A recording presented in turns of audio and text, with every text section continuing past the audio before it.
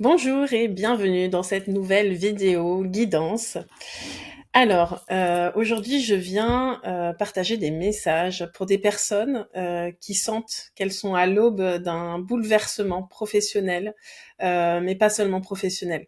Ça peut se traduire vraiment par de nouvelles idées qui arrivent, de nouvelles opportunités, mais en même temps, ça vous demande de prendre des décisions qui viennent bousculer tout votre environnement. Donc je ressens ça très fort. Pour ma part, c'est ce que je vis. Je suis en contact avec beaucoup de personnes que j'accompagne, ouais, qui simplement j'échange, qui vivent ces mêmes transformations.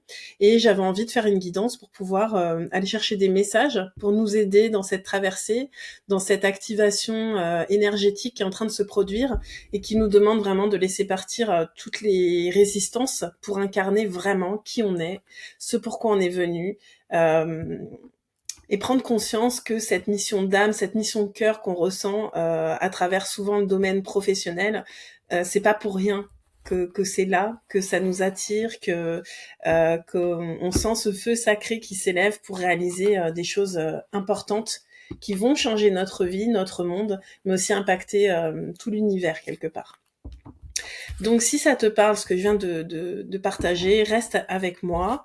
On va aller regarder justement des messages avec l'oracle Féminité sacrée, qui ne s'adresse pas qu'aux femmes, mais c'est vrai que j'interviens le plus souvent auprès de femmes puissantes qui sont en train de se réveiller, qui sont en train de dépasser peut-être des blessures qu'elles ont vécues, des lourdeurs dans leur vie, et aussi des lourdeurs d'autres vies, parce que leur âme porte des mémoires, leur corps, tout leur corps porte des mémoires, et donc là en ce moment, on libère, on transmute, on transcende pour activer vraiment notre puissance.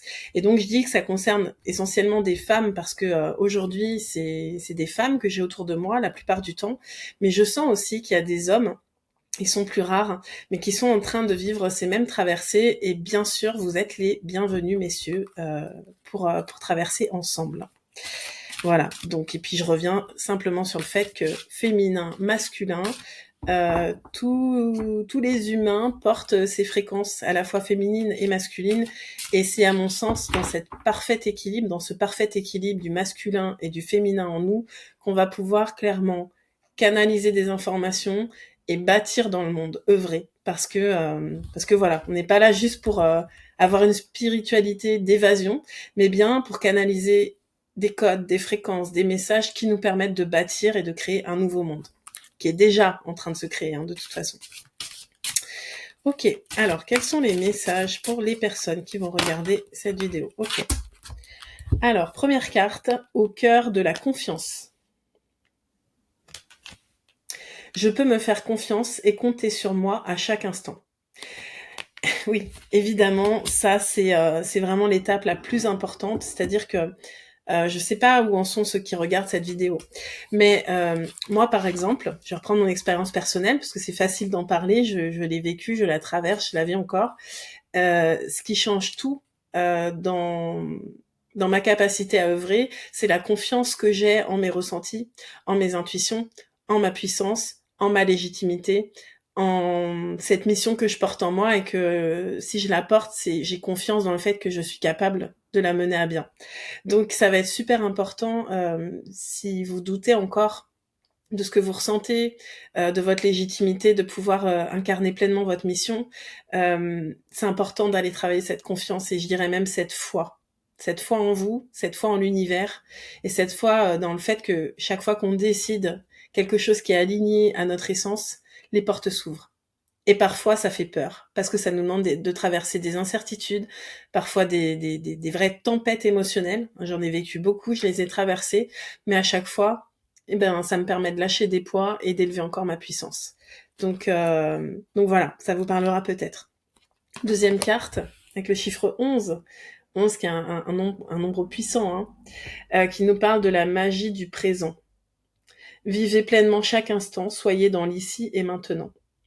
Alors avec cette carte, moi ce qui me vient et que j'ai envie de vous partager, c'est peut-être Encore une fois, je vais partir de mon expérience personnelle et de celle de personnes que j'accompagne. Souvent, ce qui nous empêche d'incarner pleinement notre puissance, c'est parce que soit on est tourné vers le passé, qu'il y a encore des choses qui nous alourdissent dans notre passé et qu'on n'a pas encore transcender certaines blessures et récupérer la sagesse des expériences qu'on a vécues en puissance en fait. Soit c'est parce qu'on a tellement ce feu intérieur là qui brûle et cette envie de créer des choses que du coup on se projette tout le temps dans l'avenir, mais à partir d'un espace d'incertitude. Et là ce qu'on nous demande, c'est de revenir dans nos corps, dans cet instant présent, dans nos ressentis et dans cette confiance que notre avenir, on le crée exactement à partir de l'instant présent. C'est dans l'instant présent qu'on incarne nos fréquences, c'est dans l'instant présent qu'on peut poser la structure de demain et c'est dans la confiance qu'on crée les meilleures circonstances. Alors, qu'est-ce qu'on a d'autre comme message ?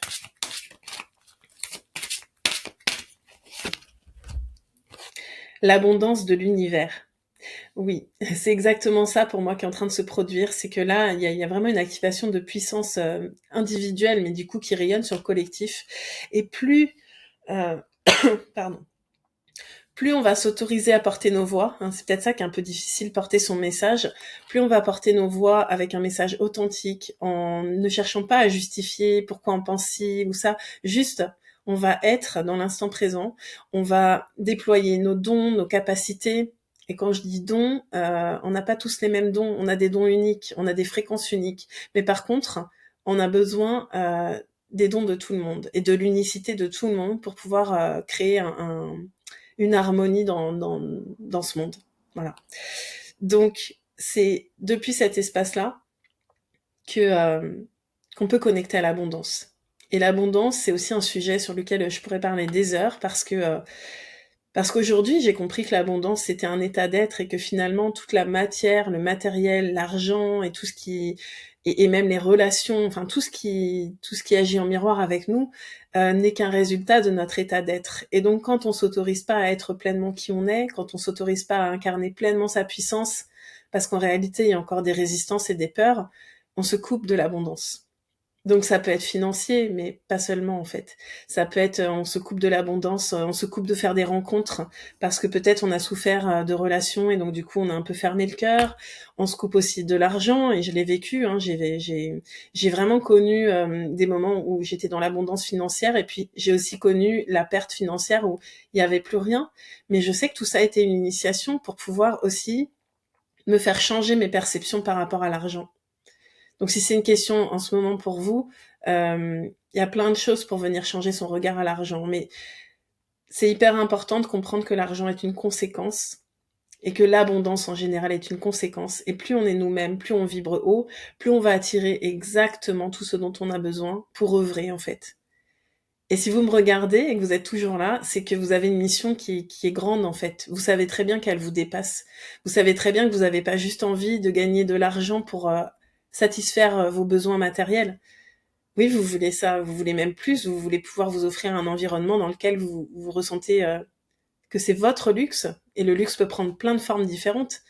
Le luxe, ça peut être de vivre dans un bungalow en pleine forêt, si c'est ça qui vous fait vous sentir vivante et abondante.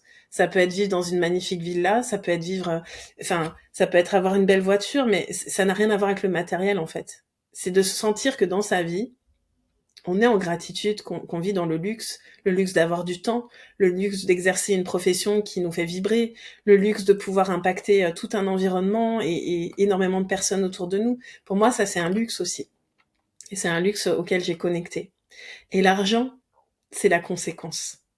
Mais là, je sens qu'il y a vraiment une porte d'abondance qui est en train de s'ouvrir. Et je le vois dans ma propre expérience, mais aussi au travers des échanges que je peux avoir.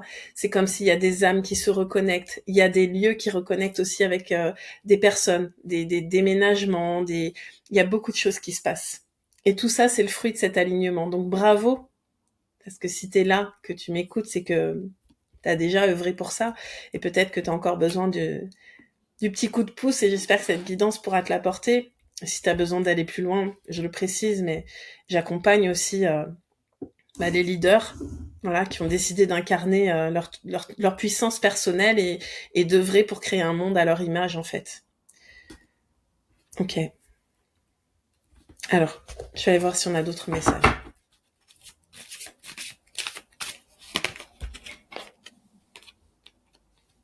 Le vent du changement, carte numéro 13.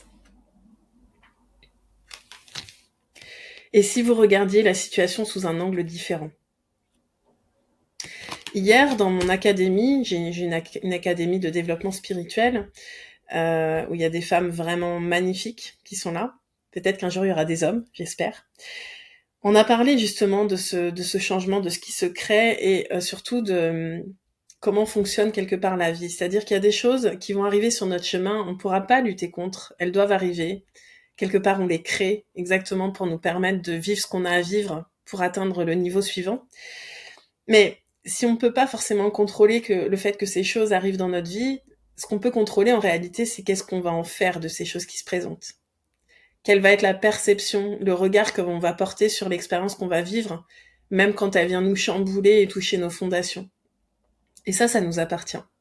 Et ça, c'est notre souveraineté, en fait, de se dire, ok, est-ce que j'ai la foi? Est-ce que j'ai la foi dans le fait que déjà, c'est moi qui crée ma réalité? Et que donc, si je crée cette situation, c'est pour mon plus grand bien? Même si je peux pas le voir tout de suite? Mais quelque part, en acceptant d'aller regarder ce qui me traverse à cet instant-là, je me donne l'opportunité de le dépasser, de le transcender et d'aller au niveau suivant. Et il y aura d'autres défis. Parce que l'ascension, en réalité, elle est infinie. Ça se passe de vie en vie. Donc là, dans cette vie, autant s'aligner le plus tôt possible à ce qui nous fait vraiment vibrer pour pouvoir œuvrer. Mais il y aura des défis pour ça. Pour nous permettre d'incarner la posture qu'on a besoin d'avoir pour tenir notre mission. Pour nous permettre de nettoyer ce qui, dans notre champ énergétique, est encore limitant. Et c'est juste.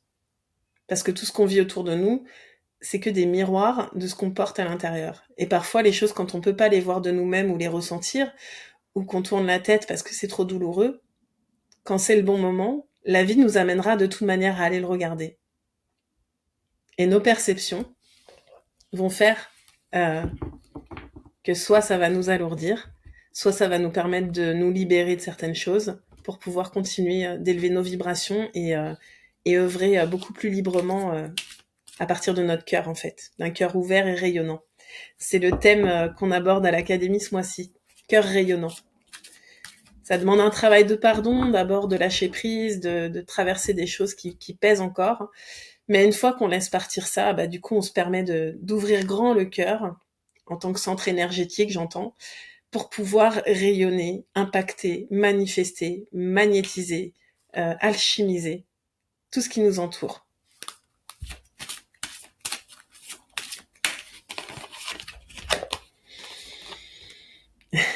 Les gardiennes de la joie, carte numéro 20.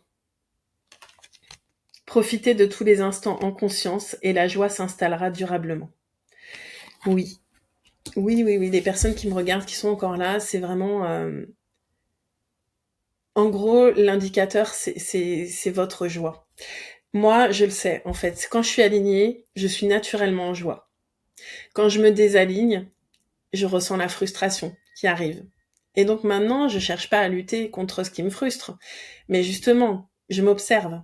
Et quand je me sens frustrée, je sais que c'est typiquement derrière cette frustration que je vais avoir mes prochaines clés d'évolution pour reconnecter à ma joie. Et ça demande d'aller traverser des choses parfois qui sont désagréables. Donc, j'ai pas envie d'aller plus loin que cette vidéo, je veux pas que ce soit trop long. En tout cas, garde la joie, cultive la joie.